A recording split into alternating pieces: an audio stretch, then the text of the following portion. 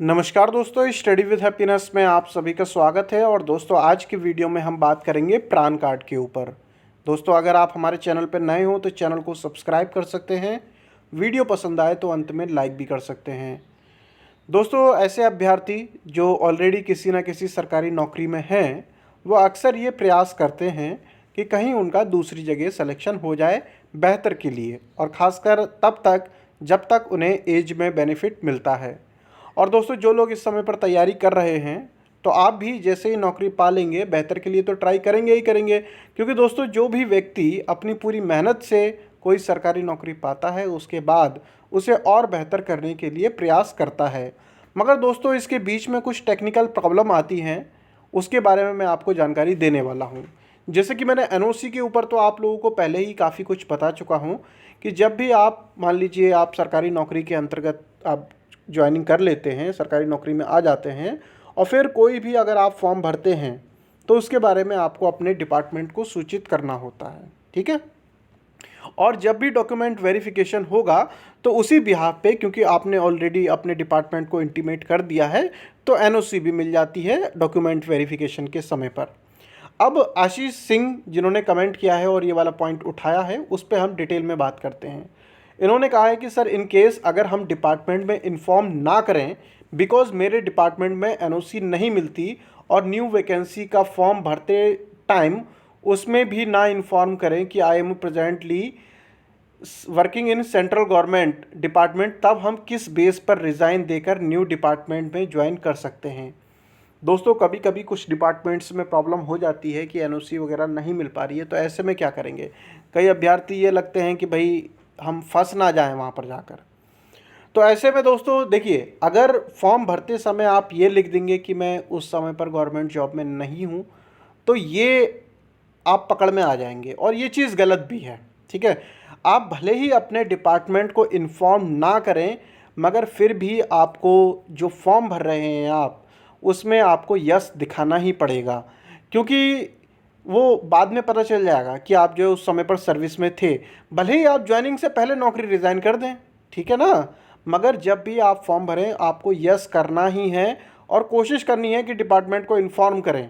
ठीक है। भले ही वो एनओसी ना दे, मगर आप इन्फॉर्म तो कर दें। इसके बाद इन्होंने क्या किया, I am presently in working in central government job department में, तब हम किस बेसिस पर रिज़ाइन दे सकते हैं, बिकॉज अब तो पैन कार्ड भी देना होता है at the time of joining. अब देखिए दोस्तों, होता क्या है, मान लीजिए आप अगर फ्रेश नौकरी ज्वाइन करते हैं तो आपका नया पैन कार्ड बनता है। पैन का मतलब क्या है, पहले तो ये बता दें, परमानेंट रिटायरमेंट अकाउंट नंबर। दोस्तों, आपको पता होगा कि पहले ओल्ड पेंशन स्कीम थी, और जब से ये नई पेंशन स्कीम आई है तब से एक कार्ड इशू होता है, पैन कार्ड।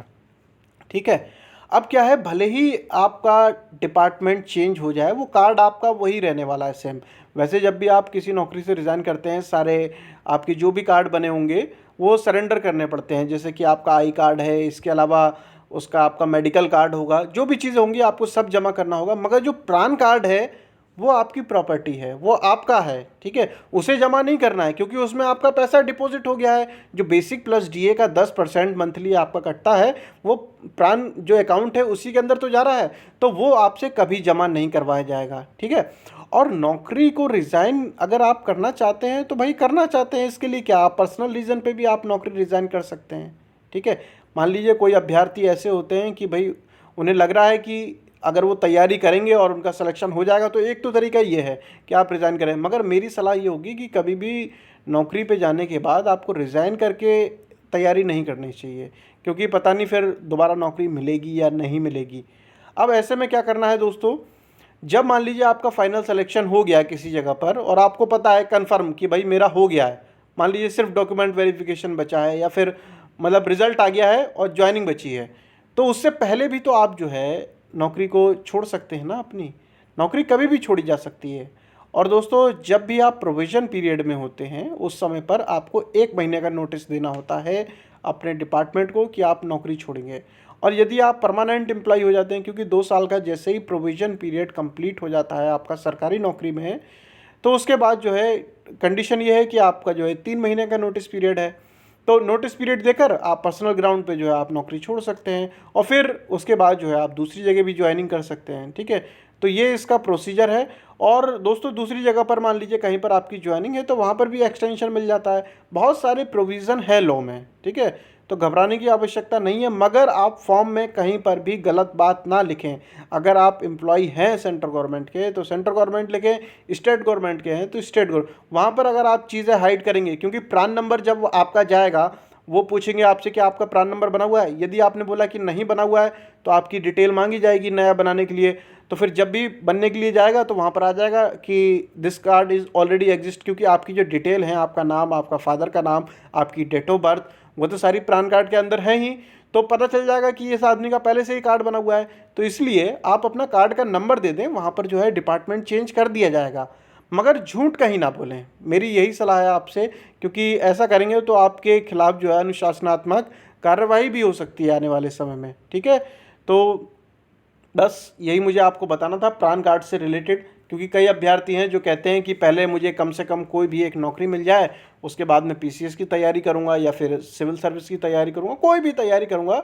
तो क्योंकि कहीं ना कहीं नौकरी के बाद दोस्तों दबाव पड़ने लगता है टेक्निकल चीज़ों से कि पता नहीं मुझे एनओसी मिलेगी या नहीं मिलेगी, मैं रिज़ाइन कर पाऊंगा या नहीं कर पाऊंगा।